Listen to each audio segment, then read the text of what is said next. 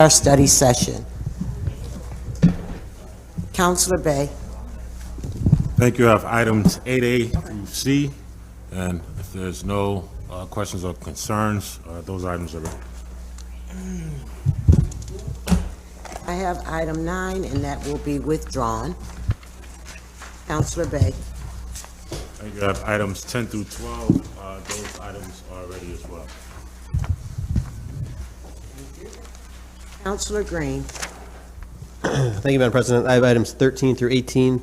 Items 13 and 14 will be held. Items 15 through 18 are ready.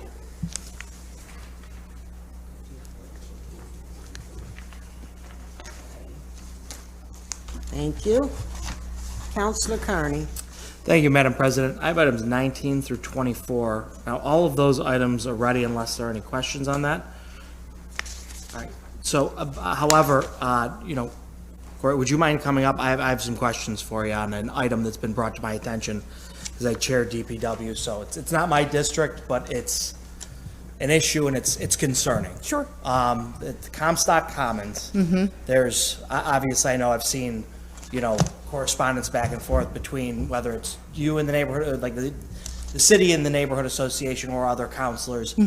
I'd like to hold a committee meeting on that because candidly, I don't think it's acceptable. Okay. If constituents that have a concern, we should find a way to work with them, whether it's, going through and taking care of it, assessing some sort of fee onto their tax bill like we do with slurry sale. There's got to be some way that we can work with them because we can't, I'm tired of us telling people, no, we can't do things. So. Yeah, I mean, I won't get into it, but I do think the ordinance is very clear as who's responsible for what, and I would love to hash it out during a committee meeting. Sounds good to me. All right, thank you. All right, thanks, Counselor. All set. All set. Thank you, President. Councilor Hogan. Thank you, President Hudson. I have items 25, 26, and 27. Unless there's any questions from my colleagues, I'll call them all ready, too. Councilor Majuk.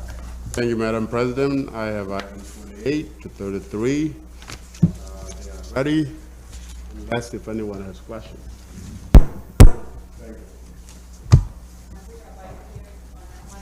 Chief Cecil, it's about the,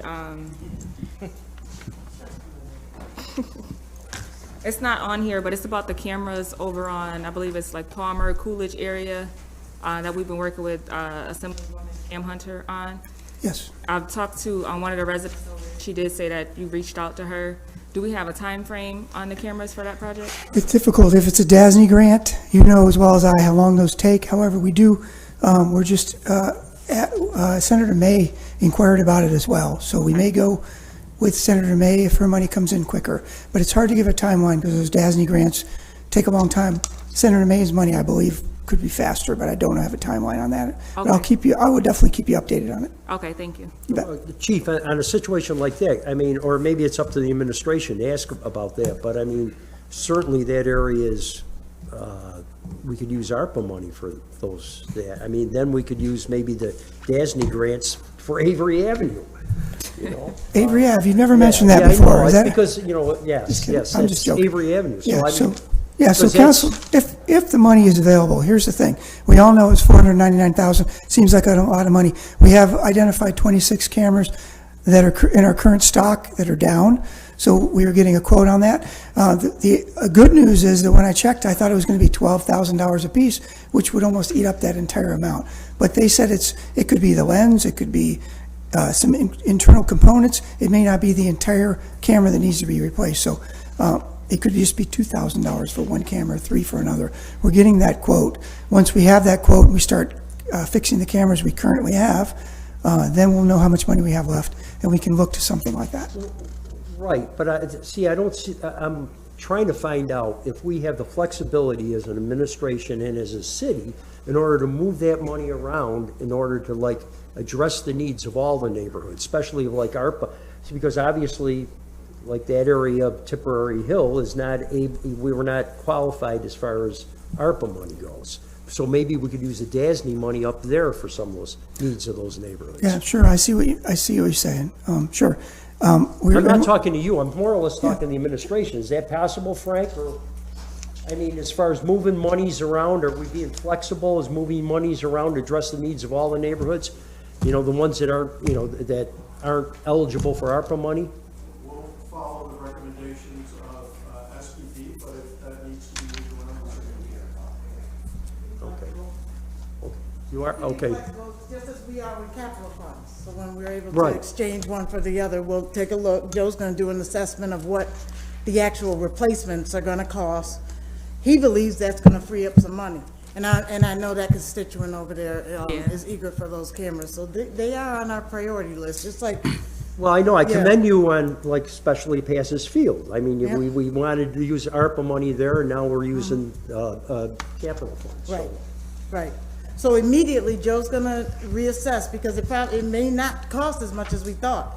But where we could use state funding, we'd have to identify where, because they, as you know, specifically say where the money has to be used.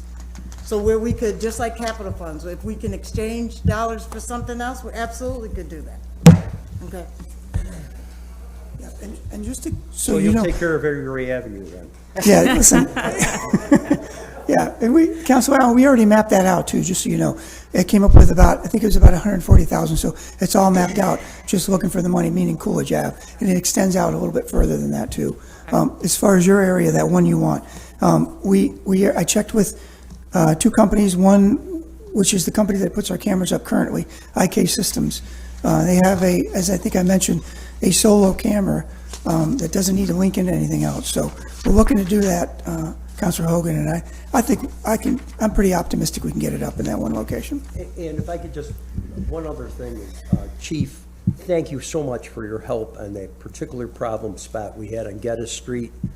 Commissioner OJ and the way your police officers showed up at the hearing and the testimony they get, because that was an issue that's really addressed the problem in that neighborhood, and thank God we're going to be able to close that place, and the chief's decision on that too. Yes, So. you're very welcome. Keep in mind, there's still work to be done, because it's my understanding it's open right now, so they're not going to follow the order, so we're going to have to go down and enforce it.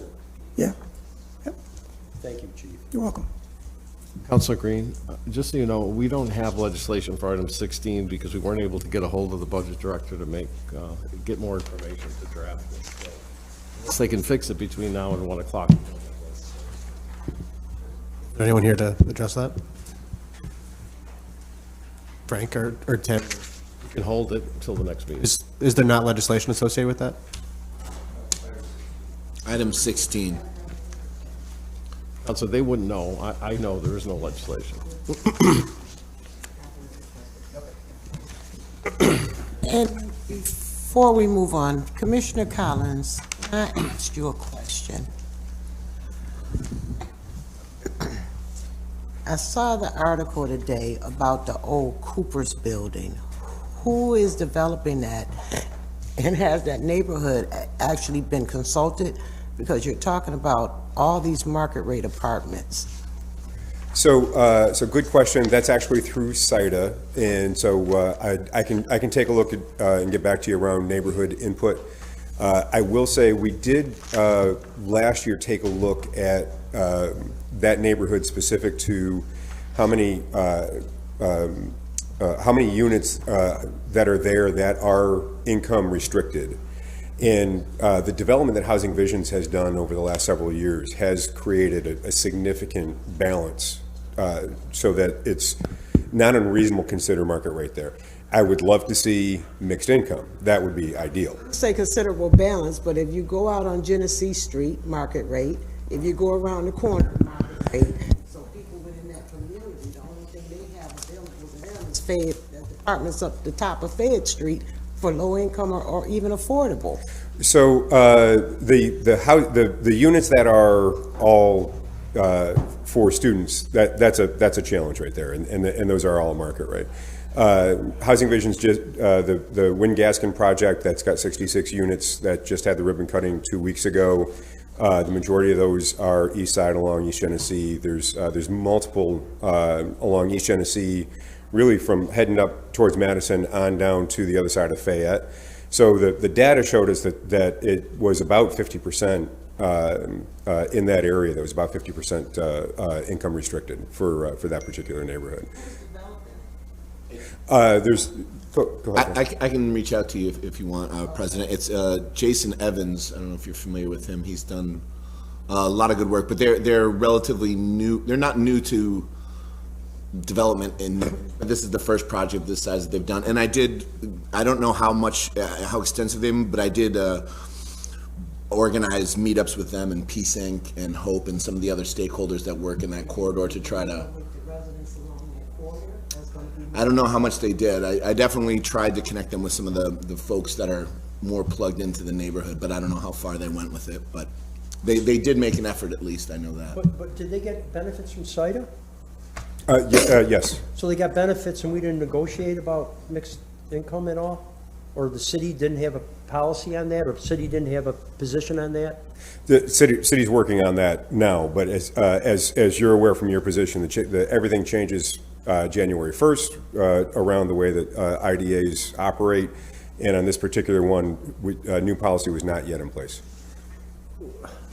I mean, CIDA didn't have they didn't.